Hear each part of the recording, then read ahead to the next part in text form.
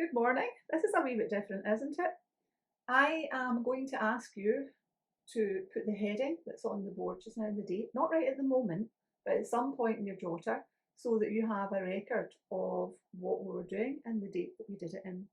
Now, the heading is factorising a difference of two squares. We're continuing what we were doing in the classroom.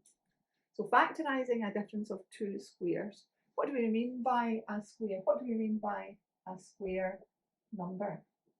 Now, if this was a classroom, I would be digging out a few of you and saying, what do you think a square is? And getting a few of you to answer. Can't do that just now, so I'm going to remind you of what we mean by a square number. 100 is a square number. 81 is a square number. 16 is a square number. These are all examples of perfect squares. They are square numbers. Now, how do I know 100 is a square number? 100 I can write as 10 squared. 10 times 10 gives me 100. So 100 is a perfect square. 81 I can write as 9 squared. 9 times 9 gives me 81. 81 is a perfect square. 16 I can write as 4 squared. 4 times 4 gives me 16. So these are all examples of perfect squares. X squared is a perfect square too. I can write that as x times x. Now before we start bringing brackets back, let's start in the way that we did with factorising earlier in the classroom. We're going to multiply out brackets. I'm going to start with x plus 3 times x minus 3. Now remember how we multiplied these out in the classroom? We put our hand over here and x multiplied the second bracket. So x squared minus 3x, and then we put our hand over that, and the plus 3 multiplied out the second bracket. So plus 3x minus 9. Now when we tidied all that up, we had minus 3x plus 3x. Minus 3x plus 3x is 0. So that was just x squared minus 9. If we were going to multiply out x plus 1 times x minus 1, then in the same way we would expand that bracket, x times the second bracket, x squared minus 1x, then plus 1 times the second bracket, plus 1x minus 1. And again, that middle term, minus 1x plus 1x, drops out, and I've got x squared minus 1.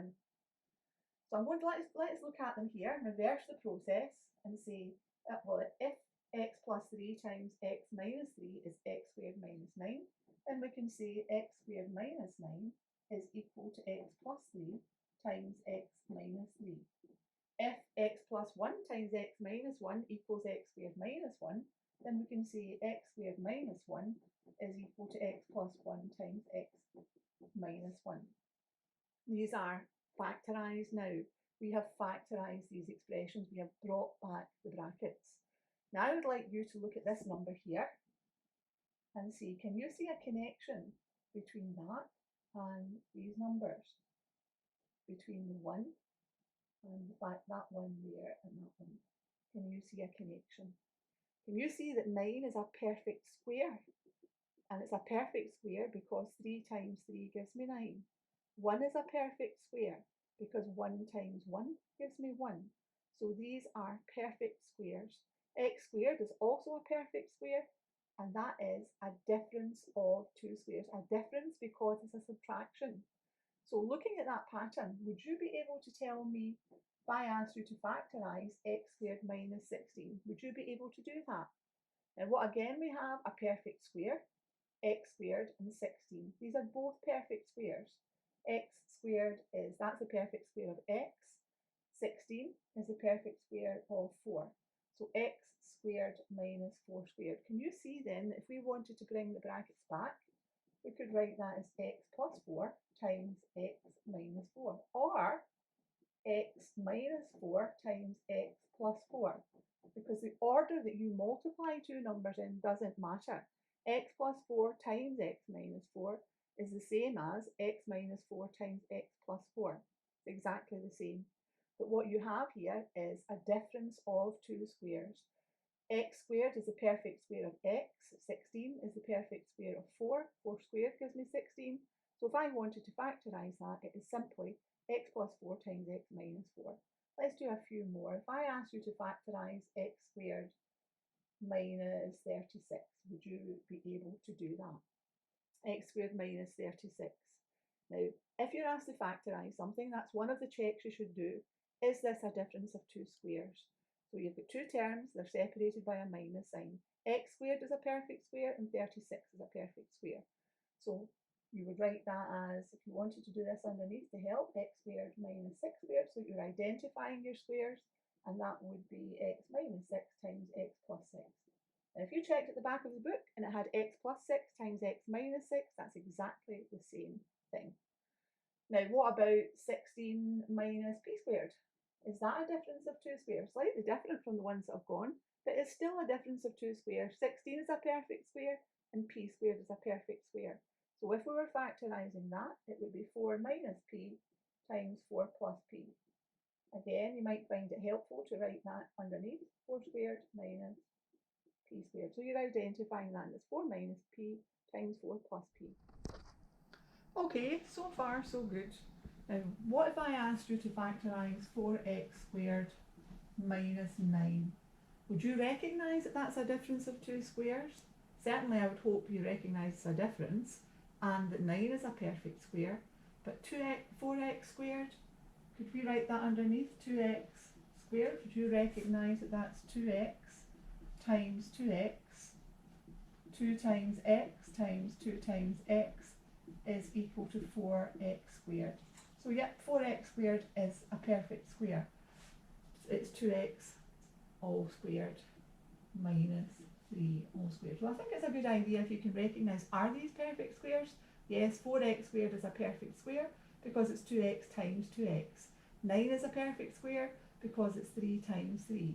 So if you were asked to factorise that, we could write it as 2x minus 3 times 2x plus 3. So that is a difference of two squares. What about 25x squared minus 1? Yep, that is because that we could write that as 5x squared minus 1 squared. So if you were asked to factorise 25x squared minus 1, is it a difference of two squares? Yes, it is. 25 is a perfect square, x squared is a perfect square, so 5x squared, and 1 is a perfect square. So 5x plus 1 times 5x minus 1. Remember, the order doesn't matter. And as always in maths, it's not the end of the story. It goes on again a wee bit more complicated. Let's do two-step factorisation. Now, the very first thing you do when you are asked to factorise, the very first check you should have is there a common factor? And the second thing, is it a difference of two squares? So what if you were asked to factorise 2x squared minus 50?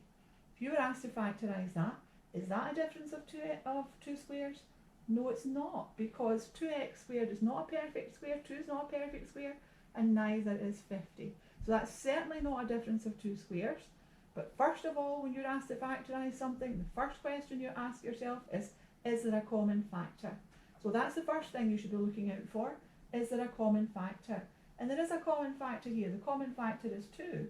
So if we take out the common factor, 2 times what gives me x squared? 2 times x squared. 2 times what gives me 50? Minus 25. And once you take out that common factor, what you have here now in this bracket is a difference of two squares. So it's two-step factorisation. First step is taking out the common factor, and the second one is factorising that x squared minus 25. That's 2 times x squared minus 25. If we factorise the x squared minus 25, that would be x minus 5 times x plus 5. So that's it fully factorised. And that took 2 steps, two-step factorisation. Now what I would like you to do now in your textbook is to open it at page 66 and to do exercise 7.2.